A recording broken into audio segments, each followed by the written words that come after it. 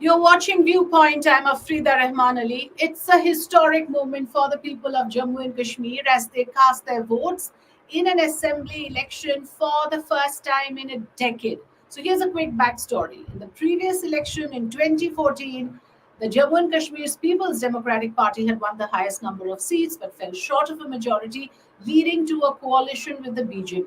After the alliance collapsed in 2018, the region has come under the governor's rule. So this election comes after a decade of governor's rule, almost a decade of governor's rule, and also comes after the abrogation of Article 370 in 2019, which stripped the region of its special status.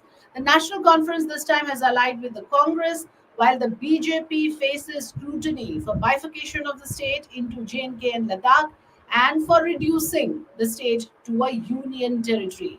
The statehood is now an emotive issue in this election. Will that be the deciding factor? Remains to be seen. Can BJP break into the strongholds of the regional satraps? Can Congress capitalize on its alliance with the National Conference? Can Omar Abdullah, after his humiliating defeat in the Lok Sabha elections, retain his party's strongholds? To discuss all of this, we have with us today former executive editor of the Observer Group of newspapers based in Srinagar, Mr. Mohammad Sayeed Malik. Thank you so much, Mr. Malik, for joining us. Welcome. Thank you for having me. Mister Malik, सबसे पहले मैं आपसे जानना चाहूंगी that ये जो चुनाव है, this election is being called a referendum on the abrogation of Article 370. What is your view on that? देखिए, in a way, yes and no. Yes, in the sense that this is the first election, major election after Lok Sabha election, of course, but at microscopic level, this is the first election to gauge people's opinion on what all happened during the past 10 years. On August 5, 2019, a major development took place. For all these years, for more than half a century, this state was a semi-autonomous state under Article 370. It had a separate constitution, it had a separate flag. So that status changed order, and then it was downgraded to very unusual. First time in the country, a state was downgraded to UT level. Now, these are factors that count in the minds of the people emotionally also, and they have been cooking over the past 10 years. And there are the follow-up action to that also involve very rigorous measures. Then assembly constituencies have been delimitation has been taken place, readjusted, and also many other changes have been introduced. Constitutionally, now since the state doesn't have any constitution of its own, it had its own constitution, now it doesn't have. So all these things are weighing in the minds of the people, along with other issues, of course, other bread and butter issues, employment issues. But basically, Kashmir has a political flavor. Whatever you do in Kashmir, its first flavor is political flavor. So this election is no exception in that sense. And Yes. I have fortunately been able to cover many elections, almost all the elections in the state. Or I have seen as a child, as a grown-up person, earlier elections when I was not in the profession. Let me tell you one thing, all said and done, I have never seen such participation, this massive level of participation. Because of political reasons, because separatist politics and all that, boycott was always an issue here. Some of the interior constituencies, even today, interior city of Srinagar constituencies, even today polled relatively less. But that is much more than what they used to do. I remember from 53 to about 77 election, turnout in city used to be not more than 10% was the highest, double digit, otherwise less. But this time I am sure it is going to cross many more landmarks, and this is one good thing, good for democracy in Kashmir particularly. Absolutely. Will democracy then return in that sense? Because after all, people are getting a chance this time to choose their leaders for a very long period. The state was under governor's rule. Uh, you are saying that the turnout, the fact that the voters are showing enthusiasm, speaks for something. It speaks for their interest, to have leaders of their choice. But many would also say that it is also because people have made up their minds who they want to see. So, in that respect, do you think that the wind is clearly blowing in one direction, and which one would that be? You see, one marked feature of this particular election is that it has a youth face. Last two generations who will be participating for the first time, they are in the forefront of elections, in campaign, in work. That's why you have the number of participants per constituency. I have never seen it earlier. It's as I say, there is almost stampede. It's overcrowded election. So even this is the first election I must tell you, where you cannot predict. And as far as Kashmir Valley is concerned, Jammu is relatively as normal. Predictable. This is an abnormal election, and it is very difficult to predict even the results of known figures like say Umar Abdullah or even that other party leader heads there, or PDP's leadership, Mahbuba's daughter Iltija. Very, very difficult to even predict and even try and foresee. Very difficult even at the end of polling, I must say. Yeah, so let me then, since you mentioned Omar Abdullah, let me put you this question about whether this is going to be a litmus test for the political survival of the Abdullahs after the humiliating defeat in the Lok Sabha election, and the Engineer Rashid factor in this election. Like you said, things are often not predictable, as it must have been in the case of Lok Sabha poll as well, for Mr. Abdullah to lose. How important is this for the national conference, and how much of an impact will Engineer Rashid have? He's campaigning, he's out on bail after being booked. Let me Yeah. tell you one thing. National conference downfall started from 2002 elections. In 1996, an election in the thick of militancy was held where they won nearly 60 seats out of 87. In Yes. the next election, that is 2002, they lost about, they were had there about 28 seats or so. They were left with only 28 seats. Then PDP had alliance with Congress at that time. Now, by the time they reached 2014, when the last election was held, their number had come down to 18 in a house. So that was their least. They have to pull up from that number, 18 number, the lowest they have registered ever. Umar Abdullah suffered a defeat in 2002 from Gandharbal Assembly constituency. So he is not tasting defeat for the first time. But this one was more prestigious in a Lok Sabha election from Baramulla constituency with Rashid factor coming in. Now you talk about Rashid factor. It was a very focused, high voltage factor, no doubt, in Lok Sabha. Now it got diffused in this because here local issues, local personalities, local politics comes into play. And many players come. I'm sure there is blessings to maximum participation in this for the simple reason that if you divide the votes, more the vote splits in Kashmir, advantage for BJP. See, BJP is nominally contesting out of 47 seats, it's just contesting in less than 20 seats, 19 seats, I believe. So its interest is that here, Congress Alliance and National Conference Alliance, if their vote share goes down or their seat share also falls, then they will have a leeway. Otherwise, if they are able to somehow or other get a majority, which at the moment I would not cannot visualize. So then it will be difficult. So BJP has blessed many groups, individuals, parties, Jamaat-e-Islami, Apni Party, all this People's Conference, like that. They are all in the whole thing is that you split the vote in Kashmir Valley where opponents are too strong. And in Jammu region, BJP last time had got about 25 or 26 seats. This time it is hoping to get around that figure and add one or two more. So are you saying in that sense that it will not be enough, with the NC and the Congress joining forces, even that will not be enough to defeat the BJP, because there are many other factors, PDP of course in the fray, and the other political elements which you just pointed out will also play a part. Is that why you Because, feel the you see, unpredictability? National Conference has to cover a long distance from the previous election. I told you it had just won less than 20 seats in the last election. So they have to cover a long distance. So they have to, but they are a cadre-based party. Congress not help to cover that gap? will Congress not be useful in covering that gap which you're talking about? They were able to energize their cadre very that was visible.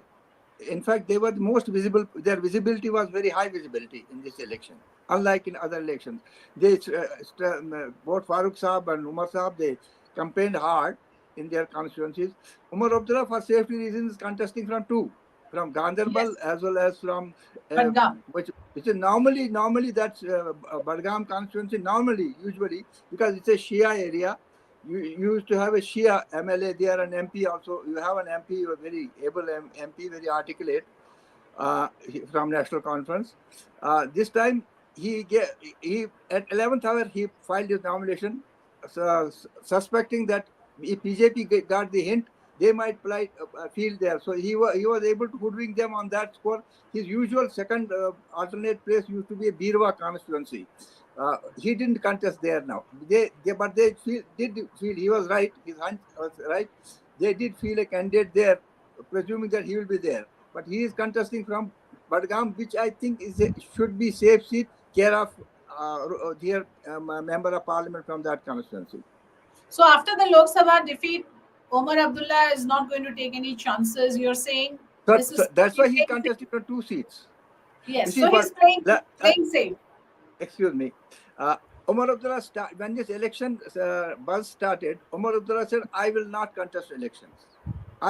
Not once, twice. And reason he gave is that till statehood is restored, it is a powerless assembly.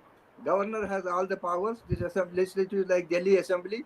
Not even Delhi Assembly, to less than that. So I will not contest. He had to do a lot of explanation why he changed his mind. But by then, some people had taken it seriously. That's also being held against him, that he was not sure of himself.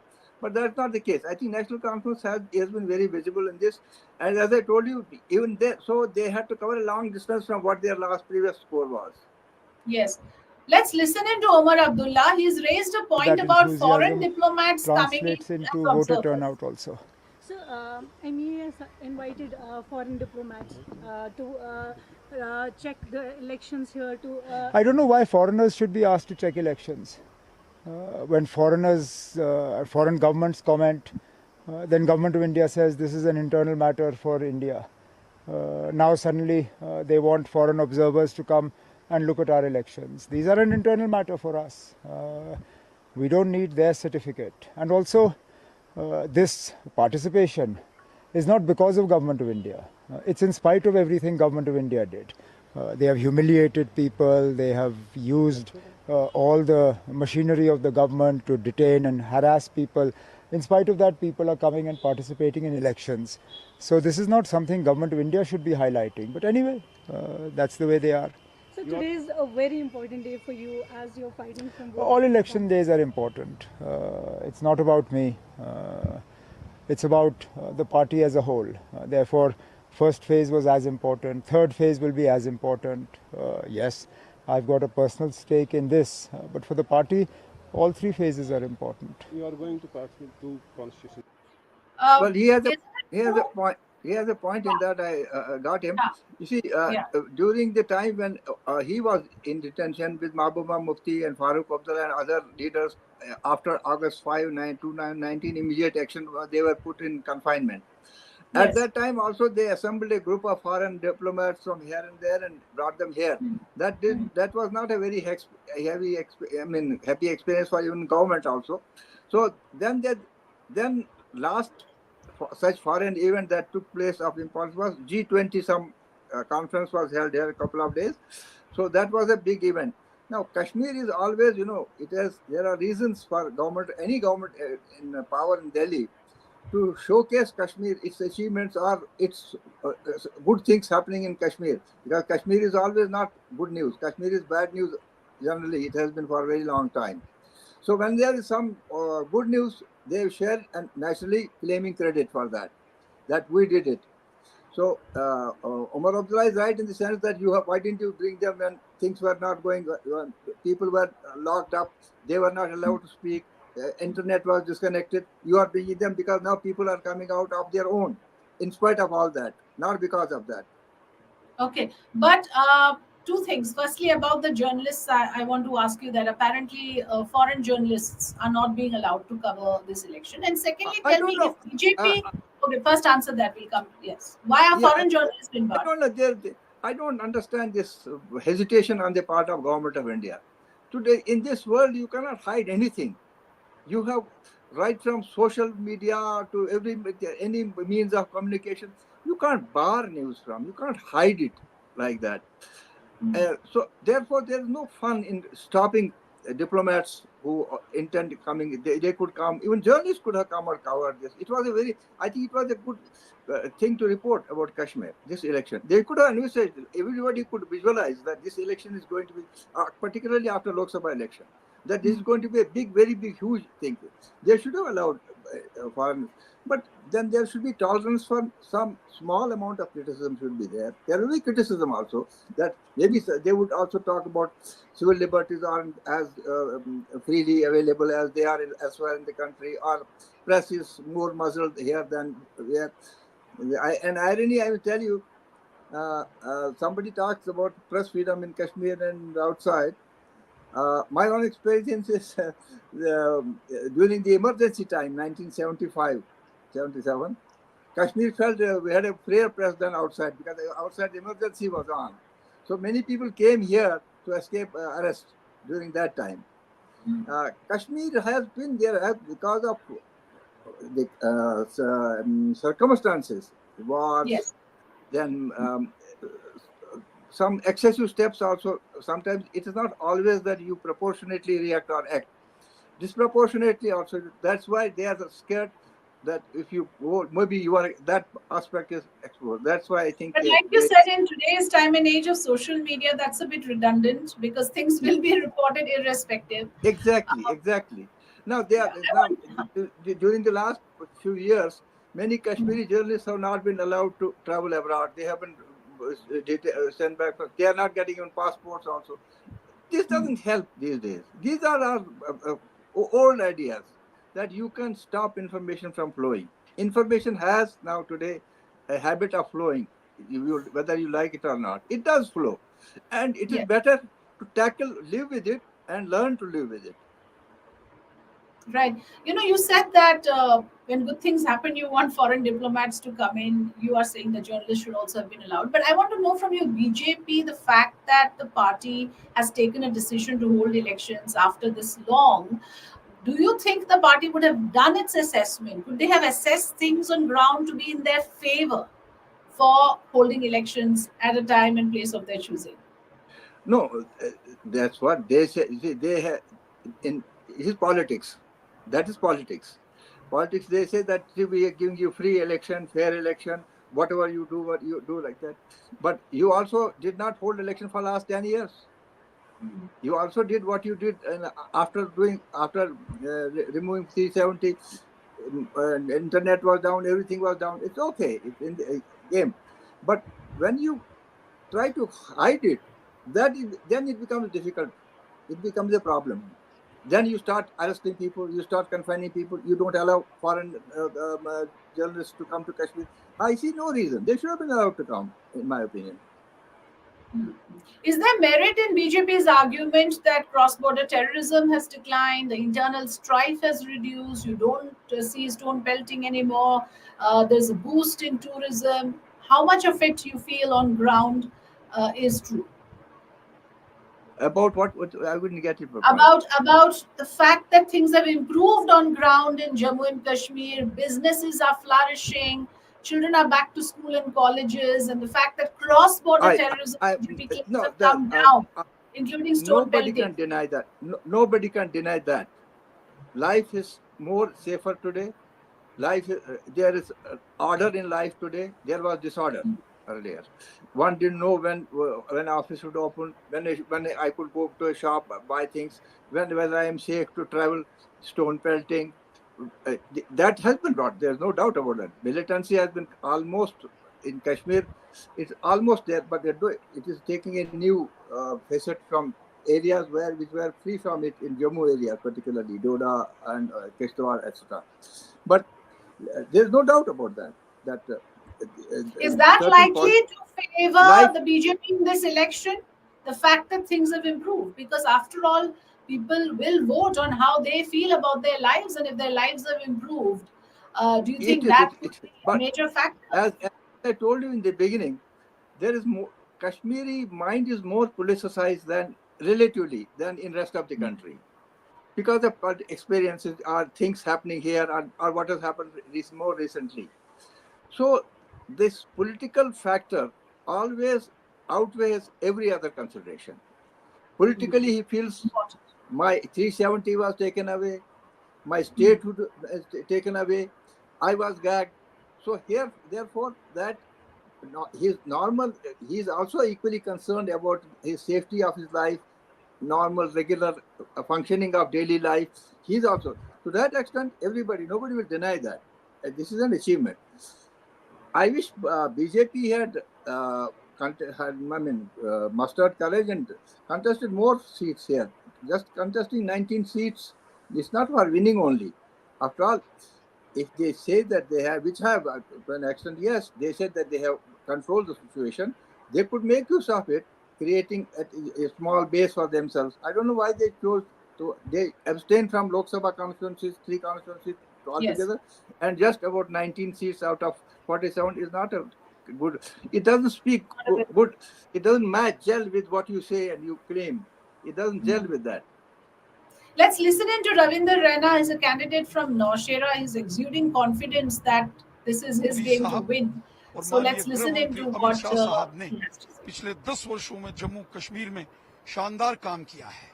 सबका साथ, सबका विकास, सबका विश्वास, अमन, शांति, खुशहाली और भाईचारा मजबूत हुआ है। मुझे विश्वास है कि जम्मू कश्मीर की जनता दिल खोलकर भारतीय जनता पार्टी के पक्ष में मतदान करेगी, मोदी साहब के पक्ष में मतदान होगा और जम्मू कश्मीर के साथ साथ नौशहरा में भी कमल का फूल खिलेगा।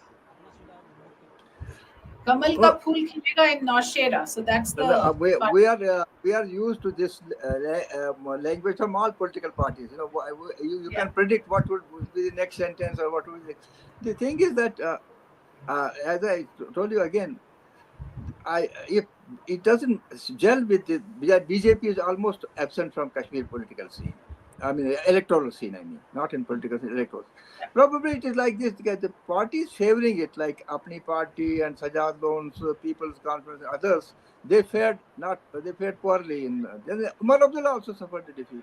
He belongs to National Conference. The reason there was, you see, I tell you, this election, this round, or there's also the Lok Sabha round, people are here to settle accounts of 5th August 2019. In 2 constituencies, that is Srinagar constituency and Anantnag Rajaury constituency, the choice was between PDP and National Conference on one side and us others. So they voted for these parties. But in Baramulla, something extraordinary happened at the last 11th hour. Mysteriously, Rashid appeared. Now, to people, he thought he was in jail. It happened so suddenly, so quickly. The immediate reaction was that poor man, he is victimized. He is the victim. He symbolizes that victimization. So therefore, vote for him. He became a more acceptable alternative. But today, as I told you, it is diffused at a very local level. Local factors have come in, local sectors with which he can't cope up. He is a single person and he has been in detention all the time. But all the more reason why I found there is a generation of people, there's a good number of young men who are involved with him. They will make a dent in a few constituencies, I'm sure. Sure, that's right. And all these leaders of our regular, bigger, larger parties have reason to fear this factor. And its impact in this election, in this assembly election, you cannot visualize. Anybody who says that aisa hoga, I don't think that you should take him seriously, because it is so diffused. Interesting what you say. In fact, I find it absolutely fascinating, the fact that you point out that if you are so confident of lives improving and things improving, you should have contested more seats, which you're saying of the BJP. Of the people of Kashmir, you are saying that they are far more politicized, and it's not as simple that if businesses are flourishing and there is no stone pelting doesn't mean that they are all won over or their hearts are won over. But at the same time, the emotive issue of statehood, how big a role will it play? Because the Congress and the National Conference are fully trying to capture this moment. And today, Kashmir, Rahul in fact said that he's going to take to the streets if statehood is not restored. So they're really Kashmir, pumping it. Kashmir politics is inherently surcharged with emotion. Inherently. It is there. You cannot get away from that. So emotion is more powerful factor than any other consideration. And that emotion is not baseless. It always has a basis, some ground. For instance, if I'll tell you, in 1977, an election was held, which is considered to be the first and probably by till then the only election, fair election in Kashmir, in which National Conference Party, for the first time, led by Sheikh Mohammed Abdullah in an election, because I leave this one here to go back. Sheikh Abdullah contested his first election in 1951. In 1951, Yes. for Constituent Assembly of Jammu and Kashmir, for Constituent, not Legislative Assembly, for Constituent. Out of 75 seats, 73 were unopposed. 2 were nominally contested. I mean, it was a sham election. So, real election he contested only in 1977 after he was back in 75 with Kashmir Accord, and he swept the polls. At that time, it was very clear that here is an emotional Kashmiri throwing everything into his basket, that you suffered all this time, you did right or wrong, whatever it is, we were with you, here you are. They went. So this sentiment, it cannot be taken away from Kashmiri. This sentiment is there with him, and he has the capacity to nurse it for 10 years, 20 years. He will hide it. I mean, sometimes he is victimized for this reason. So to avoid that, he has learned to live with circumstances. If you read Kashmir's history, it's like that. It's not only the Pathans, Sikhs, Mughals, everybody have come like that. But now we are in a different milieu. Now it's part of a larger entity, Indian entity. And so therefore, emotional integration in case of Kashmir, I think, it needs to be attended to. It doesn't have only political facet. It has many facets. You see, much of the Kashmir problem, the internal aspect of Kashmir problem will go away the moment somebody attends to this emotional integration with honesty as it is. And there is no danger in this creating any side effects. Emotional integration of Kashmir should not suffer. Whether elections are there, because that has a far long-range impact, far greater than, far longer period than any other in an electoral consideration.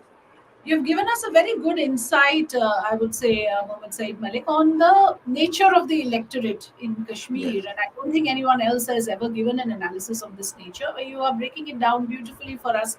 The emotional factor, the political factor, the history of the place, all of that comes into play. And you cannot do a very simplistic prediction. But I still want to ask you, because obviously there are statements being made. For instance, the PDP says that it will be a fractured mandate and we emerge as the kingmaker. How do you see the PDP emerging in all of this?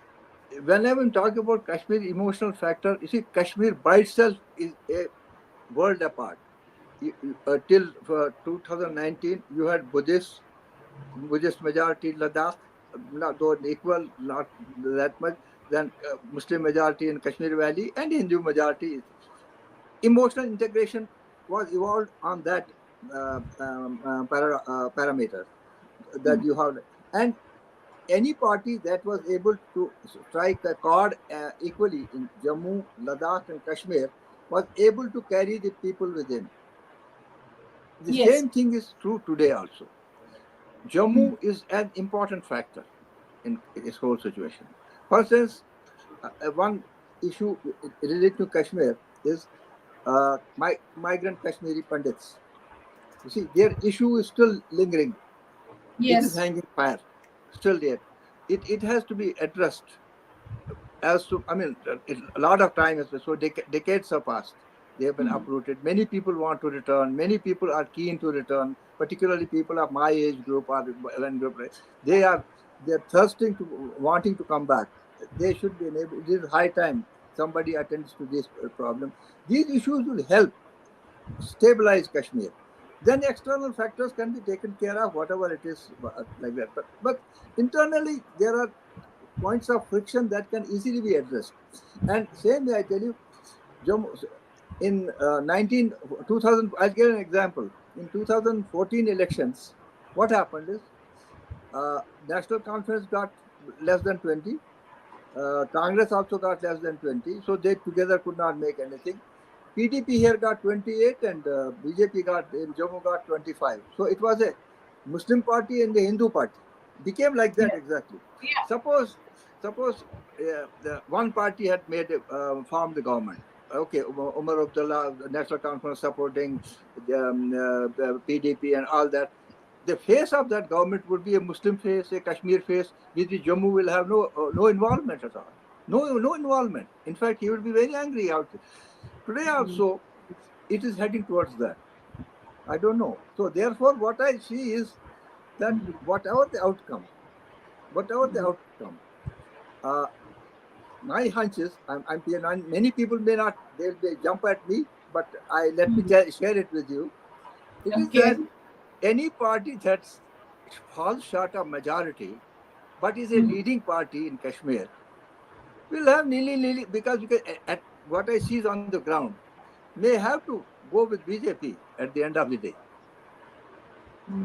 That's an important statement, and you're being very candid saying it that's how the political calculation. Politically, arithmetic-wise, you're talking pure arithmetic. Probability is inherent in this election. The lineup in the election is such that it is inherent in that. You can read that probability is there. It has happened once. It can happen again. Right.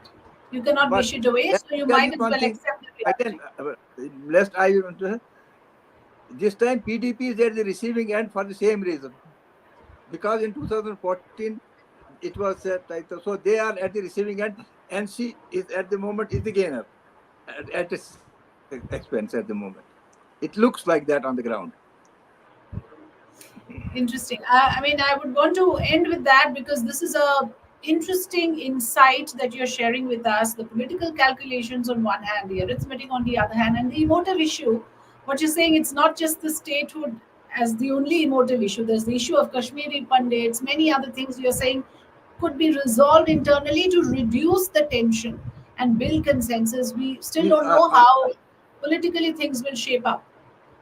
You see, this alienation of public opinion in Kashmir, forgetting about political party, which party and that party and all, alienation, it has to be addressed. What are the causes, root causes? Instead of aggravating it for whatever reason, because sometimes petty political interests, you do, okay, this section, mere support mein hai, this support mein hai, you play politics. That should end with elections. After the elections, whichever the arrangement is there, these issues have to be addressed. This integration, emotional integration within the regions, between Jammu and Kashmir, earlier it was Ladakh also, then between state and the center. There is a problem, let me tell you. Emotional integration is a problem. Those who say it is not, they are wrong. And abrogation is not enough. Simply abrogating is not enough for that. Is what you're saying. I believe that it had to happen. Many Kashmiris will hate me for this, but why I tell you, in way back in 50s, when this format was being prepared, our leaders, no doubt, Sheikh Saab and Mirza Afzal Beg and others tried hard that some constitutional guarantee for our autonomy state, because we are the only Muslim majority state in the whole of this thing, which is opting on its own for thinking. We resisted tribal invasion for whatever you could do. It is before army came between October 22 and October 27, there were no forces here. Maharaja's forces were on the run. So Maharaja himself went to Jammu, leaving this place. So therefore, this has a history. That history has to be attended to. It is more important than election. It is not. I don't foresee any huge problem in that insurmountable problem. There's no such problem. And more so now that the potential for any trouble from Pakistan is considerably reduced today. Considerably reduced. Considering looking at the might of that country and that looking at that country, their biggest achievement will be if they remain together now. Even now, even they have a problem. Yeah, so that's not an issue. Pakistan is no more an issue. Okay, I don't think that will be an issue. That should worry. Military is capable of taking care of that. But within that parameters, politically you can open out, and this election should lead to that, because so much of participation in election, which means expectation. Again, everybody who is voting for small party, big party, if this is not taken advantage, I think if this factor needs to be addressed, whichever party comes in power or parties come to the power, this has to be addressed from a larger perspective, not with a narrow perspective. Very, I would say a very mature view, and I wish that the political leadership hears, voices like yours. Thank God I am not in politics.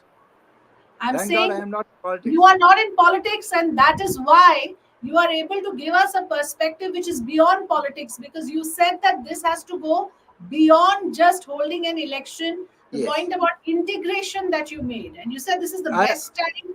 External challenges have reduced. What stops you now? Reduce the alienation, focus on integration, and that cannot simply happen on paper. I am clear in my mind, the fault doesn't lie on Delhi only, whether it is Congress or BJP or anybody else. Part of it also lies in the state itself. Correct. There has not been honesty of purpose quite often. There have been considerations of power, or power hunger, or power thirst, has distorted the picture itself. People want to stack about, and so please the powers be at the center, and they do things are wrongly. And tragedy is that it is being patronized from Delhi. This must end once and for all. It should be normalized. If you are normalized the constitution, your state, and normalize politics also, Kashmir politics also. But Kashmir is being abnormally treated. Why I'm telling you why I'm coming again and again to this point is, why was it reduced to union territory? Is there any precedent for this? You have made union territories a state, but there is one. And there is anger for that, Mr. Malik. There is clearly public anger for that. That's why people say people have reason to suspect your motive. Why did you do it? You didn't have to do it. You could do it. You are ruling. Governor is ruling. You could have put a governor with all the powers like that. Why UT? People thought that obviously to have a better grip, isn't it? Because the moment you are a union territory, that is why the anger. You have not only stripped the special status, you have reduced even further below from statehood. So obviously that will be something that people will be angry about. That why reduce us to union territory? You not only deprive them the status, you maul them and drag them down. So that's why. Whether we talk about it or not, it is in people's mind. It is agitating in people's mind. Sooner it is addressed as somebody, whether whichever party comes, they restore statehood. I hopefully, with some powers. It's not like Delhi state. Kashmir is too sensitive to be played like Delhi. Let me tell you this thing. Kashmir, it would be very dangerous to play the games which are being played in Delhi between one party and the other party. Kashmir is too dangerous a place for it. There should be regular, openly, whichever party comes, let them rule whatever way they like, but not play games in Kashmir. Don't play games in Kashmir. Be very clear in your motive is what you're saying, and I'm really going to take this part from what you just said about how one must not take this Kashmiri vote for granted, because this mandate will say a lot. It will say a lot where people stand on various issues, and the statehood issue, of course, remains center stage. No one can deny that, along with the other issues that you pointed out. Mohammad Sayeed Malik, thank you so much for joining us here on. Thank you. You are so kind too, because I'm habit of talking more probably. Not at all. We really come out wiser listening to you, sir. Thank you so much. Pleasure having you.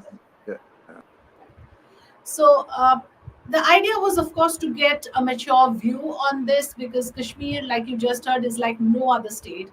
It has its own complications, it has a history, and everything has to be viewed from that perspective. My idea was to understand from someone senior enough who's covered many elections to tell us what this mandate would be all about. I think this was as frank a conversation as I could have had on issues related to Kashmir. Thank you all for joining me here on Viewpoint tonight.